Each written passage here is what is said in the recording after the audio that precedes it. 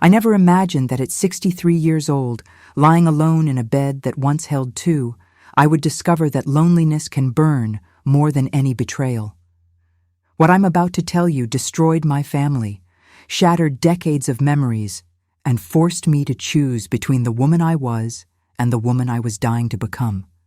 And honestly, I still don't know if I made the right choice. My name is Helen, and for 41 years I was the perfect wife. I raised 3 children in a beautiful house in Portland, Oregon. I cooked Sunday dinners, attended every school meeting, and smiled at every family gathering. My husband Richard was a good man, everyone said so.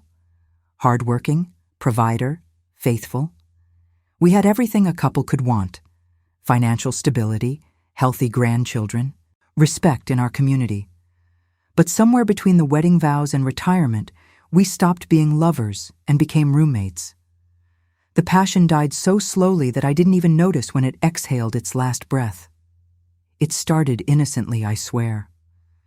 After Richard retired 2 years ago, he dedicated himself entirely to golf and his friends from the club. I, who had always been a dedicated mother and wife, suddenly found myself with endless free time and a void in my chest that I didn't know how to fill. My friends suggested I take up a hobby, join a book club, maybe volunteer. But what I really wanted, what my body screamed for in the middle of sleepless nights, was to feel alive again, to feel desired, to feel something other than this comfortable numbness that had become my existence.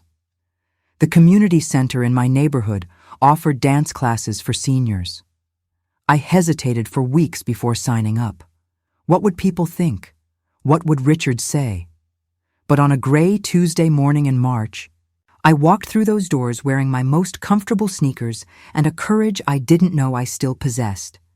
And that's where I met James. James was 58, recently divorced, with salt and pepper hair and a smile that made my stomach do somersaults I thought were reserved for teenagers. He was the instructor's assistant, patient with the clumsy students and encouraging with those who, like me, were rediscovering their bodies after decades of neglect.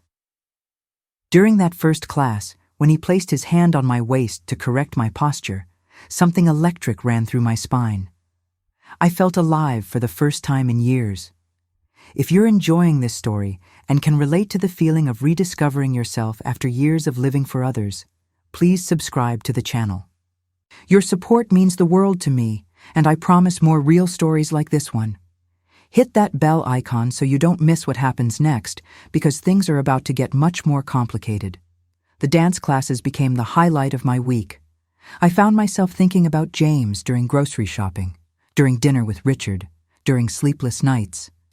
It wasn't just attraction, although God knows that was there too. It was the way he listened when I talked about my dreams of traveling to Italy, my love for poetry that I'd abandoned decades ago, my fear of becoming invisible as I aged. Richard hadn't asked me about my dreams in years. I don't think he even remembered I had any. 3 months into the classes, James invited me for coffee after a particularly good session. "Just coffee," he said. "Just 2 friends talking. I knew it was dangerous. I knew I should say no. But loneliness is a powerful drug, and I was addicted to the way he made me feel seen." We talked for 3 hours in a small cafe on the outskirts of town, far from anyone who might recognize me. He told me about his failed marriage, his 2 adult children who barely spoke to him, his dream of opening his own dance studio. I told him about the girl I used to be before becoming Mrs. Richard Thompson, the artist who wanted to paint the world before she settled for painting the nursery walls. That's when everything changed. As we were saying goodbye in the parking lot, James touched my face gently and said, "You're extraordinary, Helen. I hope you know that." No one had called me extraordinary in decades. No one had touched my face with such tenderness since my children were small. I cried in my car for 20 minutes before driving home, terrified by how much I wanted him to do it again. The next few weeks were torture. I knew what I was feeling was wrong, inappropriate, dangerous. I was a married woman, a grandmother for God's sake. People like me didn't have affairs. People like me didn't betray their families. But every time I looked at Richard, comfortable in his routine, barely noticing my presence, I felt this rage building inside me. Was this it? Was this all I deserved after giving my best years to everyone else? Please, if you're still with me, take a second to subscribe. These stories need to be told, and your support helps me continue sharing the truth about real life, with all its messiness and complexity. Click that subscribe button right now. The first kiss happened on a rainy afternoon in June. Richard was at his golf tournament. My children were busy with their own lives, and I had nowhere to be except the dance studio. James and I were alone, practicing a particularly difficult routine. The music was sensual, our bodies were close, and when the song ended, we just stood there, breathing hard, staring at each other. He moved first, but I didn't stop him. I kissed him back with a hunger that frightened me, with years of accumulated desire that I didn't even know I'd been storing. We became lovers. I hate that word. It sounds so tawdry, so cheap. But that's what we were. We met twice a week in a small apartment he rented after his divorce. For those few hours, I wasn't a wife or mother or grandmother. I was just Helen, a woman who laughed too loud and danced in her underwear and talked about dreams that still had time to come true.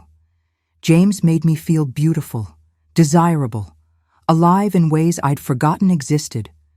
But the guilt was crushing. Every time I came home and saw Richard's trusting face, every time I hugged my grandchildren knowing I was living a lie, every time I looked in the mirror and saw a stranger staring back, I wanted to confess everything.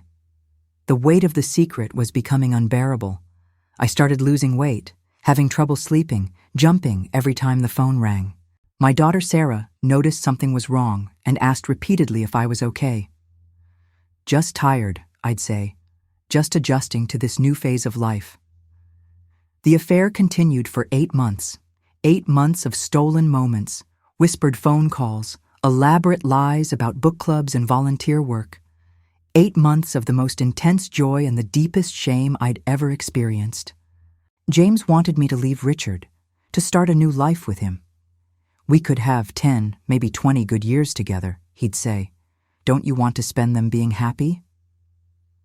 But how could I explain that those years would be built on the rubble of a family I'd spent 4 decades creating? If you're wondering what you would do in my situation, go ahead and subscribe to hear how this story unfolds. Sometimes we need to hear other people's struggles to understand our own. Don't forget to leave a comment with your thoughts. I read every single one. The beginning of the end came on a cold October evening. Richard and I were having dinner in silence, as usual, when he suddenly said, "Helen, are you having an affair?" My blood froze. My fork clattered against the plate. I looked up at his face and saw something I hadn't seen in years. Pain. Real, raw pain. Not anger, not accusation, just deep hurt. "What makes you say that?" I whispered, my voice shaking. He pulled out his phone and showed me a photo. Someone had seen me and James leaving the apartment building together, had recognized me, had sent the picture to my daughter Sarah, who had shown it to her father. Everything exploded. Richard didn't yell, which somehow made it worse. He just looked at me with these broken eyes and asked, "Why? How do you explain 40 years of slow suffocation to someone who never even noticed you were drowning? How do you tell your husband that you love him but you're not in love with him? That respect and history aren't enough? That you needed to feel like a woman and not just a function?" My children found out. That was the worst part.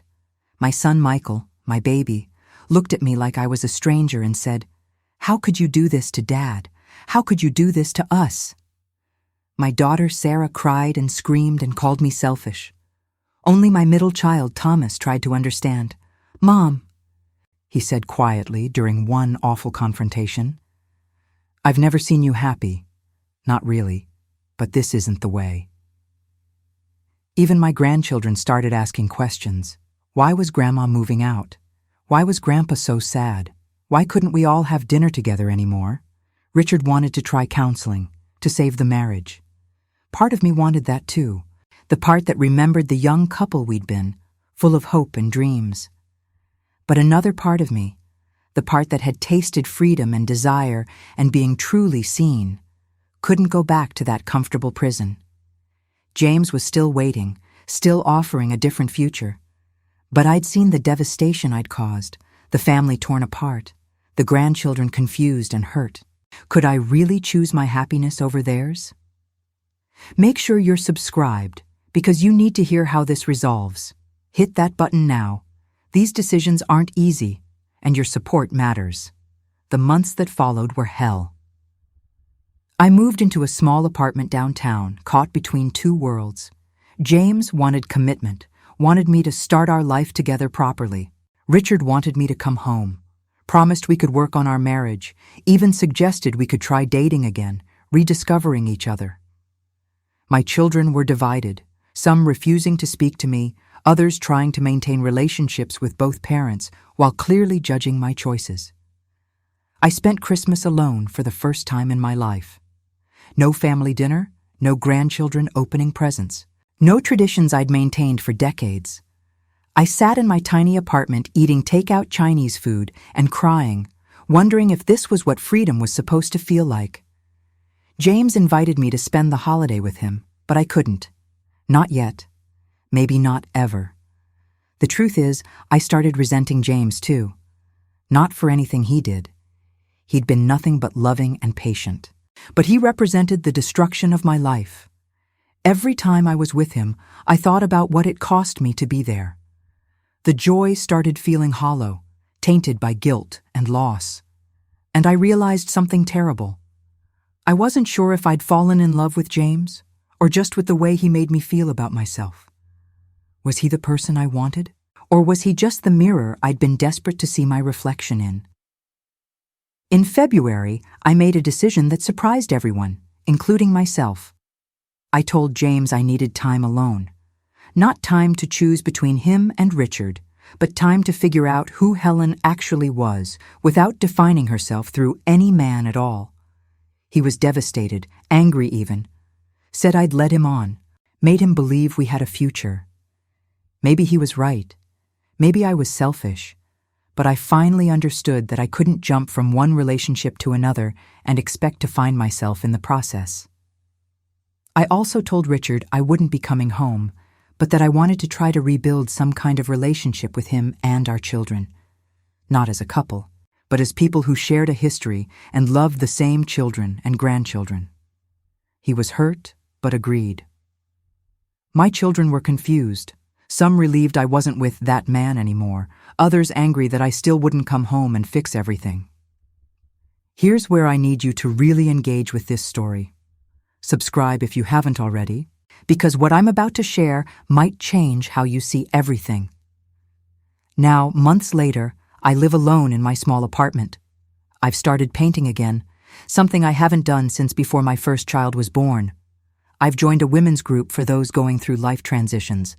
I see my grandchildren regularly now, though the relationship is different, more complicated. Some of my old friends have abandoned me, scandalized by my choices. But I've made new friends too. Women who understand that life isn't always neat and tidy, that sometimes good people make messy choices. Richard and I have coffee occasionally. It's awkward but not hostile. He started dating someone from his golf club, a widow his age. When he told me, I felt a strange mixture of relief, jealousy, and happiness for him. Maybe we were both living half-lives, just in different ways. Maybe we both deserve to find whatever completeness looks like in our remaining years. James has moved to Seattle. He called me once to say he'd met someone and was happy. I was genuinely glad for him, though I also felt a strange sense of loss.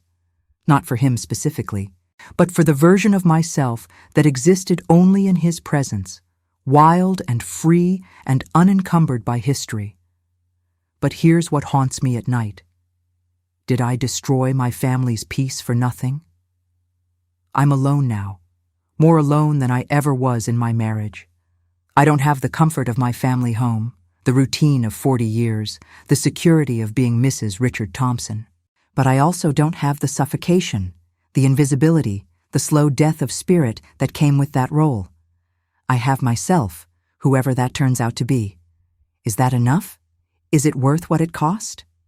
Before I finish, please subscribe if this story resonated with you. Real life is complicated, and we need spaces to talk about these difficult choices. My daughter Sarah came to visit last week. We've been rebuilding our relationship slowly, painfully. She brought my youngest granddaughter, Emma, who climbed into my lap and said, "Grandma, you look different. You look happy-sad." Out of the mouths of babes, right? Happy-sad. That's exactly what I am. I showed Emma my paintings, the splashes of color I've been creating in my solitude. "They're beautiful, Grandma," she said, "like you." Sarah watched us, and later, over tea, said something I'll never forget. "Mom, I don't agree with what you did. I think you hurt Dad and all of us in ways that will take years to heal. But I also realized I've never really known you, the real you. I've only known you as Dad's wife and our mom, and maybe that's partly our fault too. We never asked who you were beneath all those roles." That conversation broke something open in me. All this time I'd been carrying the weight of being the villain in this story. And maybe I am. Maybe I'm selfish and destructive, and everything my son Michael accuses me of being in his occasional angry texts. But maybe I'm also just a woman who waited too long to ask herself what she needed, who tried to find herself in the worst possible way, and who is still trying to figure out if the wreckage was worth the glimpse of freedom. I don't have a neat ending for you. I don't know if what I did was right or wrong. Probably it was both and neither. I don't know if I'll grow old alone or if I'll find some different kind of companionship. I don't know if my family will ever fully forgive me or if I'll ever fully forgive myself. I don't know if Richard and I destroyed something that could have been saved or if we finally acknowledged something that had died years ago. What I do know is this. At 63, I missed the weight of a body next to mine. But I discovered that I also carried light, my own light, separate from anyone else's. Whether that light was worth the darkness I caused, well, that's the question I live with every single day. So now I turn it over to you. What would you do in my place? If you were suffocating in a comfortable life, would you risk everything for a chance to breathe? Or would you choose the security of family and tradition over the uncertain promise of personal fulfillment? Is there ever a right time to choose yourself? Or is that always an act of selfishness when others depend on you? Leave your thoughts in the comments below. Don't hold back. I want to know what you really think. Would you forgive someone like me if I were your mother? Your wife?